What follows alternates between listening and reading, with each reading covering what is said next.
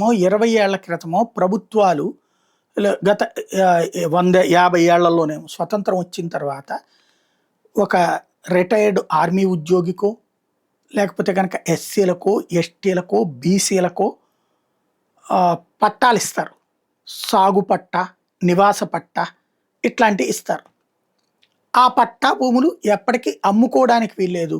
కానీ తాతల నుండి ముత్తాతల నుండి తాతలు, తాతల నుండి తండ్రులు, తండ్రుల నుంచి మన దగ్గర దాకా వస్తుంది. ఇవి తాకట్టు పెడదామంటే బ్యాంకోడు లోన్ ఇయ్యడు. ఇల్లు కట్టుకున్నటువంటి మన చేతిలో డబ్బులు ఉంటేనే కట్టుకోవాలి అక్కడ, లేకపోతే కష్టమయ్యేటటువంటి పని. అదే కనుక రిజిస్ట్రేషన్ ఉంటే లోన్ వస్తుంది బ్యాంక్ నుంచి.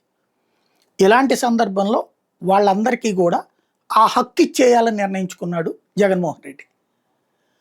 అందులో భాగంగా ఏవైతే ఇంతకాలం పాటు ఎవరి అనుభవంలో ఉందో వాళ్ళందరికీ 20 ఏళ్ల పైన అనుభవంలో ఉన్నటువంటి వాళ్ళందరికీ వాళ్ళ భూమి వాళ్ళదే అన్నటువంటిది ఒక ఆర్డర్స్ వేశాడు. ఎలక్షన్స్కి ఒక 6 నెలల ముందు ఆర్డర్స్ వేశాడు. వీళ్ళు అప్పుడు తెలుగుదేశం వీళ్ళు వెళ్ళి ఎలక్షన్స్ని అడ్డుపెట్టి దాన్ని ఆపిచ్చారు కోర్టులో వేసి. ఆంధ్రజ్యోతి, ఈనాడు విషాన్ని జిమ్మినాయి దాన్ని. అదేంటి, విజయసాయి రెడ్డో, జగన్మోహన్ రెడ్డో లేకపోతే వైసీపీ ఎమ్మెల్యేలు, ఎంపీలు ఇట్లా చెప్పి ఆ జనం భూములను వీళ్ళు కొనేసుకుంటారు అని చెప్పి. అంతకంటే నీచం మరొకటి లేదు. లేబర్ ఏరియాలో లేకపోతే కనుక ఒక గిరిజన ఏరియాలో లేకపోతే ఒక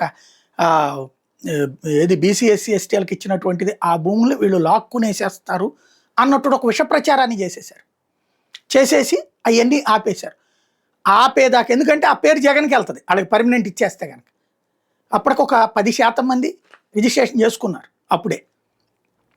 దాన్ని వీళ్ళు వచ్చేసేసి చెడగొట్టే ప్రయత్నం చేశారు, ఆపిచ్చారు. ఎందుకంటే జగన్కి పేరు వస్తుంది. ఆ తర్వాత ఈ ప్రభుత్వం అధికారంలోకి వచ్చాక మళ్ళీ అదే ఆంధ్రజ్యోతి, ఈనాడు ఏం రాస్తాయి, అయ్యయ్యో లక్షలాది మంది ప్రజలు ఇబ్బంది పడిపోతున్నారు. ఎంతమంది 13.5 లక్షల కుటుంబాలు వాళ్ళు నోటుకొచ్చిన ముద్ద పోయినట్టు ఫీల్ అవుతున్నారు. ఇది ప్రభుత్వం ఎందుకని లేట్ చేస్తుంది, వాళ్ళది ఆ ఫ్రీ హోల్డ్ తీసేయాలి అని రాస్తారు. ఇప్పుడు 7,85,000 ఎకరాలకి 7,85,000 ఎకరాలకి ఫ్రీ హోల్డ్ అంట. దాన్ని పచ్చజెండా ఊపిందంటే జీవోఎం.